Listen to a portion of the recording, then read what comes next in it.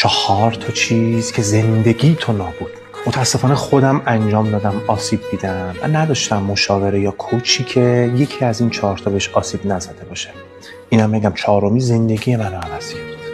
شماره 1: به هیچ عنوان تحت هیچ شرایطی خودتو فدا نکن که محبت، عشق یا باریکلای بقیه رو جذب کنی.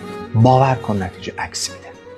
شماره 2: جان عزیزت نگفتن رو تمرین کن. به خدا قسم کلید آرامش همینه. میتونی نه بگی.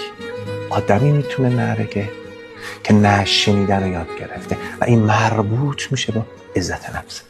شماره 3: از اینکه بخوای خودتو پرزنت کنی، قابلیت‌هات، مهارت‌هات رو اعلام بکنی نترس. شاید بگن آدم مغروریه، ولی به قابلیت‌ها، مهارتت باور پیدا میکنه.